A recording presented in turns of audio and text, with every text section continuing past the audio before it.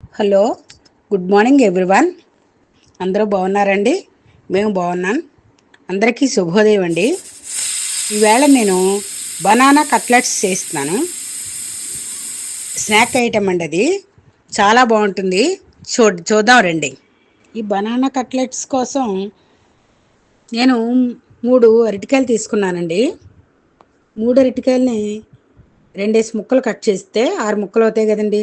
ఈ 3 అరటికాయలని కట్ చేసుకుని కుక్కర్లో పెట్టి ఉడకబెట్టేసాను. 3 విజిల్స్ చేస్తాయి.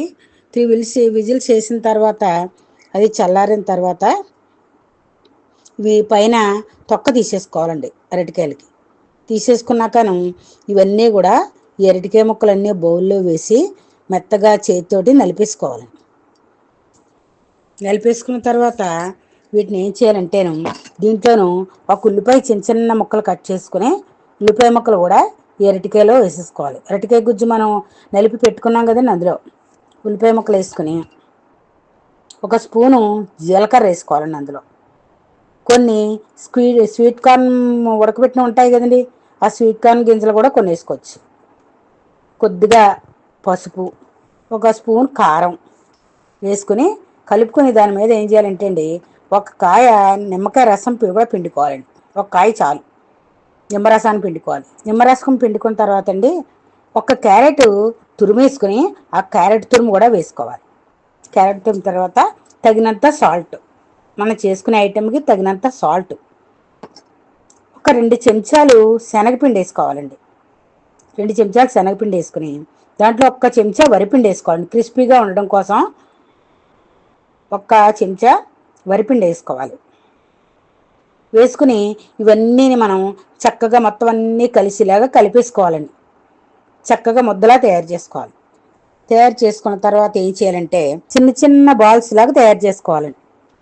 చిన్న చిన్న బాల్స్ లాగా తయారు చేసుకుని అన్నీ రెడీ చేసి అక్కడ పెట్టుకున్న తర్వాత మనం స్టవ్ వెలిగించి మూగుడు పెట్టుకుని దాంట్లో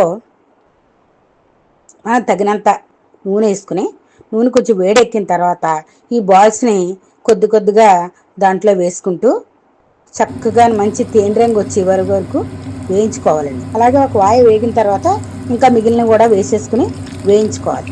వేయించుకున్నాక ఇవన్నీ చక్కగా బౌల్లో పెట్టుకుని వీటిని మనం టమాటా సాస్ తోటి తింటే చాలా రుచిగా ఉంటాయండి. మంచి స్నాక్ ఐటము. మనం హాలిడేస్లో చేసుకోవచ్చు. ఎవరైనా గెస్ట్లు వచ్చినా మనం వెంటనే వాళ్ళకి స్నాక్ చేసి పెట్టచ్చు. చాలా రుచిగా ఉంటాయండి. పిల్లలు కూడా ఇష్టంగా తింటారు. టమాటా సాస్ తోటి సర్వ్ చేసుకుంటే చాలా రుచిగా ఉంటాయండి. నేను చేశాను, మీరు ఒకసారి ట్రై చేసి చూడండి, మీకు నచ్చుతుంది. కామెంట్ చేయండి. Please like, share and subscribe. Thank you for watching. Yummy tasty, so nice. Please subscribe. Thank you. Bye bye.